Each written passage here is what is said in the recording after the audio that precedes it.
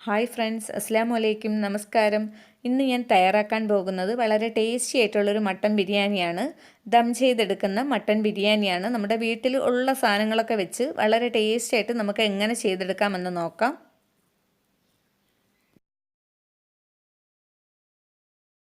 ബിരിയാണി തയ്യാറാക്കാൻ വേണ്ടി നമുക്ക് ആദ്യം കുറച്ച് ഇഞ്ചി, വെളുത്തുള്ളി, പച്ചമുളക് ഇതൊന്ന് ചതച്ചെടുക്കണം. അതിനുവേണ്ടി ഞാനിവിടെ ഒരു മിക്സിയുടെ ചെറിയ ജാറിലോട്ട് ഒരു 8 പച്ചമുളക്, 2 കുടം വെളുത്തുള്ളി, കുറച്ച് വലിപ്പമുള്ള 2 പീസ് ഇഞ്ചി ചെറിയ കഷ്ണങ്ങളാക്കിയതാണ്. അത് ഇത്രയും നമുക്കൊന്ന് ചതച്ചെടുക്കാം.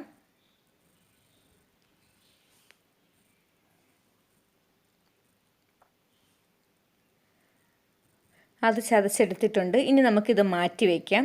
പിന്നെ ഒരു കടായി അടുപ്പിൽ വയ്ക്കുക. കടായി ചൂടായിട്ടുണ്ട്. നമുക്കിനി കുറച്ച് എണ്ണ ഒഴിച്ചു കൊടുക്കാം. ഈ എണ്ണ ഒഴിക്കുന്നത് കുറച്ച് സവാള ഒന്ന് ഫ്രൈ ചെയ്ത് നമുക്ക് മാറ്റാനാണ്. ബിരിയാണി തയ്യാറാക്കിയതിന് ശേഷം നമുക്ക് അതിലോട്ട് ദം ചെയ്യാൻ വേണ്ടി മിക്സ് ചെയ്യാൻ വേണ്ടിയുള്ള സവാളയാണ്. ഇതിലോട്ട് കുറച്ച് അണ്ടിപ്പരിപ്പ്, മുന്തിരി അതൊക്കെ വേണമെങ്കിൽ നിങ്ങൾക്ക് ചേർക്കാവുന്നതാണ്. ഞാൻ അതൊന്നും ചേർക്കുന്നില്ല. സവാള മാത്രമാണ് എടുത്തിരിക്കുന്നത്. ഒരു 3 സവാളയാണ് നീളത്തിൽ അരിഞ്ഞെടുത്തിരിക്കുന്നത്. ഇതൊരു മീഡിയം ഫ്ലെയിമിലിട്ട് നമുക്കൊന്ന് ചെറിയ ഒരു ഇളം ബ്രൗൺ ആവുന്നത് വരെ ഒന്ന് വറുത്തെടുക്കാം.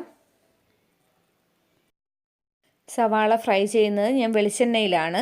ഇതിലോട്ട് ഞാൻ 1 ടേബിൾ സ്പൂണോളം നെയ്യും കൂടെ ചേർത്ത് കൊടുക്കുന്നുണ്ട്. ഈ നെയ്യും കൂടെ ചേർക്കുമ്പോൾ നമ്മുടെ സവാള ഫ്രൈ ആകുമ്പോൾ നല്ല ടേസ്റ്റ് ആയിരിക്കും. അതുപോലെ വേഗം മൊരിഞ്ഞും കിട്ടുന്നതാണ്. സവാള മൊരിഞ്ഞിട്ടുണ്ട്. ഇത് ഇത്രയും മൊരിവ് മതിയാകും. ഇനി നമുക്കിത് ഒരു അരിപ്പിലോട്ട് കോരി മാറ്റാം. ഇതുപോലെ ഞാൻ ഒരു അരിപ്പിലോട്ട് കോരി മാറ്റിയിട്ടുണ്ട്. ഇതേ കളറിൽ തന്നെ അത് നിങ്ങൾ കരിഞ്ഞു പോകാതെ മൊരിച്ചെടുക്കുക. ഇനി നമുക്ക് അതേ കടായിലോട്ട് ഞാനൊരു 4 സവാള നീളത്തിനരിഞ്ഞത് അത് നമുക്കിതിലോട്ട് ചേർത്ത് കൊടുക്കാം. ഇനി നമ്മൾ മസാല തയ്യാറാക്കാൻ വേണ്ടിയാണ് ഈ സവാള ചേർത്ത് കൊടുക്കുന്നത്. 4 സവാളയാണ് എടുത്തിരിക്കുന്നത്. 1 കിലോ മട്ടനാണ് മസാലയ്ക്ക് ആവശ്യമായി എടുത്തിരിക്കുന്നത്. അതിന് വേണ്ടിയാണ് 4 സവാള. ഇനി നമുക്ക് ഇതിലോട്ട് നമ്മൾ ചതച്ച് വെച്ചിരിക്കുന്ന ഇഞ്ചി, പച്ചമുളക്, വെളുത്തുള്ളി ആ മിക്സും കൂടി നമുക്കിതിലോട്ട് ചേർത്ത് കൊടുക്കാം. അടുത്തതായി 4 ടൊമാറ്റോ നീളത്തിലരിഞ്ഞത്, വലിയ മുളക്, എരിവില്ലാത്ത മുളക് അതൊരു 5ഓ 6ഓ, അത് നീളത്തിലരിഞ്ഞോ മുഴുവനെയോ ഇടാം. അതത്രയും കൂടി ഞാൻ ഇതിലോട്ട് ചേർത്ത് കൊടുക്കുകയാണ്. ഇനി നമുക്ക് ഇതിലോട്ട് മട്ടൺ ചേർത്ത് കൊടുക്കാം. 1 കിലോ മട്ടനാണ് ഞാനിവിടെ ബിരിയാണിക്ക് വേണ്ടി എടുത്തിരിക്കുന്നത്. ഇത് നല്ലതുപോലെ കഴുകി അതിലെ വെള്ളമൊക്കെ ഒന്ന് വാർത്ത് വെച്ചിരിക്കുന്നതാണ്. ഇതിനെ നമുക്ക് ഇതിലോട്ട് ചേർത്ത് കൊടുക്കാം.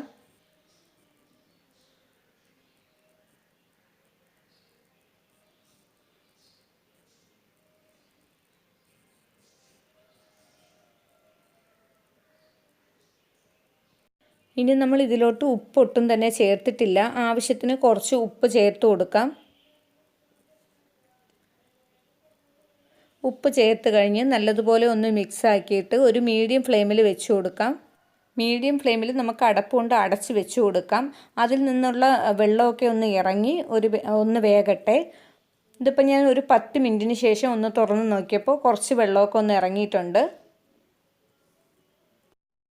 ഒന്ന് ഇളക്കി വെച്ച് കൊടുത്തതിന് ശേഷം ഇനി നമുക്ക് ഇതിലോട്ട് മസാലപ്പൊടികൾ ചേർത്ത് കൊടുക്കാം. അതിനു വേണ്ടി ഞാനിവിടെ ആദ്യം എടുക്കുന്നത് ഗരം മസാലയാണ്. ഒരു 3/4 ടേബിൾ സ്പൂൺ ഗരം മസാല പൊടിച്ചതാണ് ചേർത്ത് കൊടുക്കുന്നത്.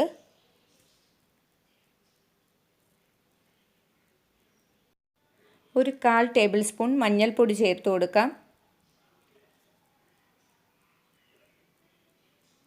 ഇനി നമുക്ക് അടുത്തതായി നിങ്ങളുടെ കയ്യിൽ ഏതെങ്കിലും ബിരിയാണി മസാല ഉണ്ടെങ്കിൽ 1 ടേബിൾ സ്പൂൺ ചേർത്ത് കൊടുക്കാവുന്നതാണ്. ബിരിയാണി മസാല ഇല്ലെങ്കിൽ നിർബന്ധമില്ല. അതും കൂടി ചേർക്കുമ്പോൾ ഒരു പ്രത്യേക ടേസ്റ്റ് ആയിരിക്കും.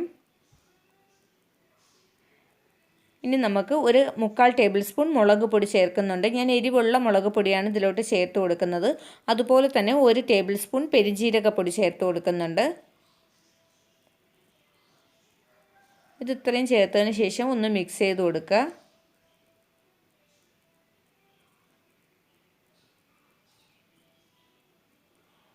ഇനി ഞാനിവിടെ അടുത്തതായി ചേർക്കുന്നത് ഒരു നാരങ്ങയുടെ ജ്യൂസാണ് എടുത്തിരിക്കുന്നത്. അതിൻ്റെ കുരുവൊക്കെ ഒന്ന് കളഞ്ഞതിന് ശേഷം അതിൻ്റെ ജ്യൂസ് മാത്രം ഇതിലോട്ട് ചേർത്ത് കൊടുക്കാം.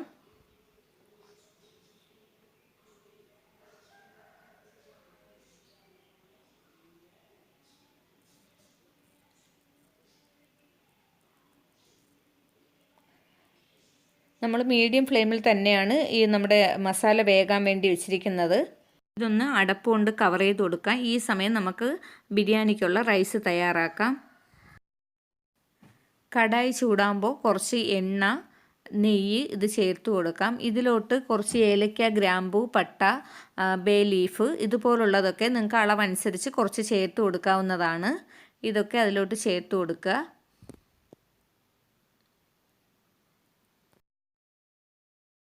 അടുത്തതായി ഒരു അര സവാള നീളത്തിലരിഞ്ഞതും ഇതിലോട്ട് ചേർത്ത് കൊടുക്കാം.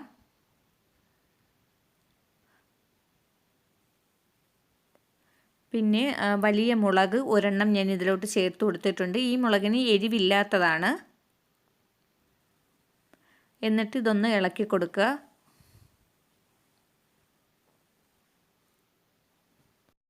ഞാനിവിടെ ബിരിയാണിക്ക് എടുത്തിരിക്കുന്ന അരി കൈമ റൈസാണ്. ഇതൊരു 3 ഗ്ലാസ് അരി നല്ലതുപോലെ കഴുകി ഒരു 20 മിനിറ്റ് കുമത്തി വെച്ചതാണ്. അത് ഞാൻ ഇതിലോട്ട് ചേർത്ത് കൊടുക്കുകയാണ്.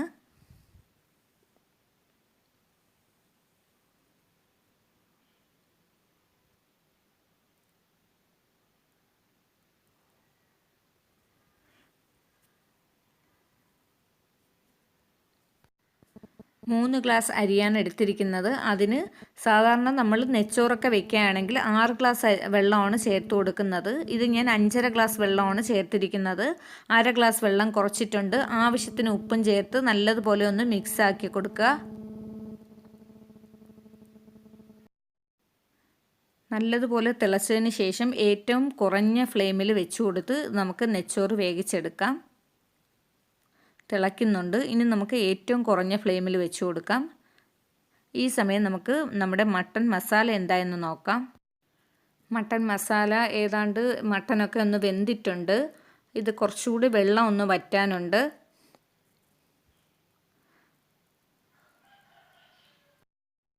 ഈ സമയം നമുക്കിതിലോട്ടൊരു 3 ടേബിൾ സ്പൂൺ തൈര് ചേർത്ത് കൊടുക്കാവുന്നതാണ്.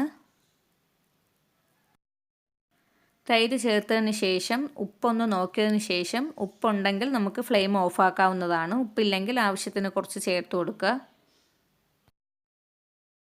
നമ്മുടെ മസാല തയ്യാറായിട്ടുണ്ട്. ഇനി റൈസ് തയ്യാറായി കാണും. നമുക്ക് നോക്കാം. റൈസ് തയ്യാറായിട്ടുണ്ട്. ഇനി ഞാനിത് ഇടയ്ക്കിടയ്ക്കൊക്കെ ഒന്ന് ഇളക്കി വെച്ചിട്ടുണ്ടായിരുന്നു.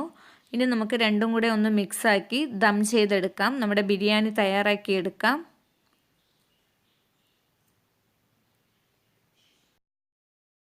ഞാനിവിടെ ഒരു കുറച്ച് ഇളം ചൂടുള്ള പാലിലോട്ട് കുറച്ച് മഞ്ഞൾപ്പൊടി ചേർത്ത് മിക്സാക്കി വെക്കുന്നുണ്ട്. ഞാൻ ബിരിയാണി കുറച്ച് ഇളം മഞ്ഞ കളർ അവിടെ വരാൻ വേണ്ടിയാണ്. നിങ്ങൾക്ക് കുങ്കുമപ്പൂവ് ഉണ്ടെങ്കിൽ അതും നമുക്ക് ഇടയ്ക്കിടയ്ക്ക് ഒന്ന് ചേർത്ത് കൊടുക്കാവുന്നതാണ്. എൻ്റെ കയ്യിൽ അതില്ലാത്തതുകൊണ്ടാണ് ഞാൻ ഇതുപോലെ ചെയ്തിരിക്കുന്നത്. ഇതിന് ഞാൻ ഒരു കടായി വെച്ചിട്ടുണ്ട്. അതിലോട്ട് ഒരു അര ടേബിൾ സ്പൂൺ നെയ്യ് ഒഴിച്ചു കൊടുക്കുക. അതിലോട്ട് ആദ്യം നമുക്ക് മട്ടൻ്റെ കുറച്ച് കറിയും പീസും ചേർത്ത് കൊടുക്കാം. മട്ടൻ്റെ കറിയും പീസും കുറച്ച് ചേർത്ത് കൊടുത്തിട്ടുണ്ട്. ഇനി അതിൻ്റെ മുകളിലായിട്ട് കുറച്ച് റൈസ് ചേർത്ത് കൊടുക്കാം.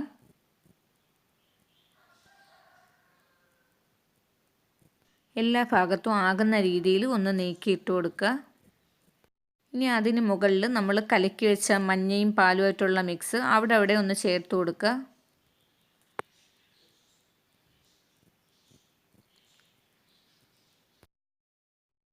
ഇനി അത് കഴിഞ്ഞ് നമ്മൾ ആദ്യം ഫ്രൈ ചെയ്ത് വെച്ച സവാളയിൽ നിന്ന് കുറച്ച് നമുക്ക് അതിലോട്ട് ചേർത്ത് കൊടുക്കാം.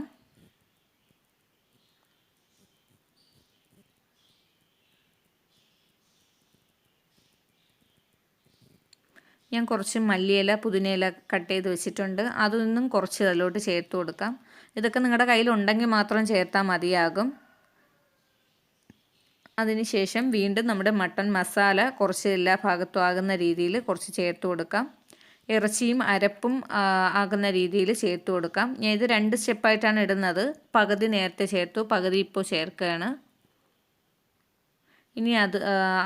ഇനി ഇതിൻ്റെ മുകളിലോട്ട് കുറച്ച് ഉള്ളി, സവാള മുറിച്ചത് ചേർത്ത് കൊടുക്കുന്നുണ്ട്. ഇനി റൈസ്,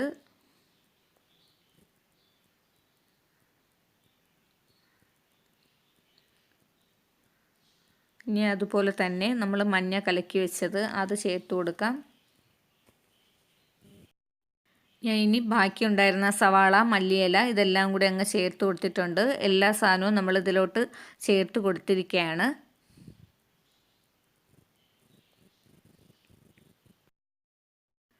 ഇനി നമ്മൾ അടപ്പ് കൊണ്ട് അടച്ചു കൊടുക്കുക. ആവി ഒട്ടും തന്നെ പുറത്ത് പോകാത്തത്. ഇത് ബിരിയാണി പോട്ട് ആയതുകൊണ്ട് ഇതിൻ്റെ അടപ്പിൽ ആവിയൊന്നും പുറത്ത് പോകാത്ത രീതിയിലായതുകൊണ്ട് ഇത് മതിയാകും.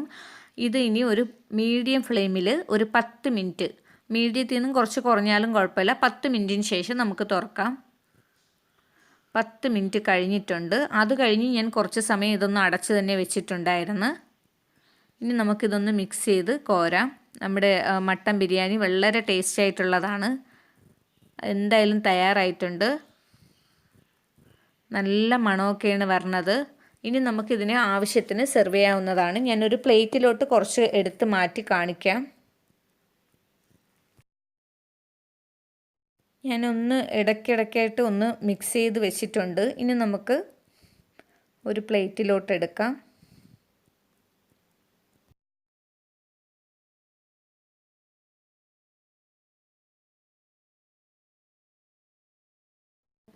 ഇന്നത്തെ ഈ ബിരിയാണി തയ്യാറാക്കിയത് ഇഷ്ടമാവുകയാണെങ്കിൽ ലൈക്ക് ചെയ്യാനും ഷെയർ ചെയ്യാനും കമൻറ്റ് ചെയ്യാനും മറക്കരുത്. സബ്സ്ക്രൈബ് ചെയ്യാത്തവരാണെങ്കിൽ ഒന്ന് സബ്സ്ക്രൈബ് ചെയ്തേക്കുക.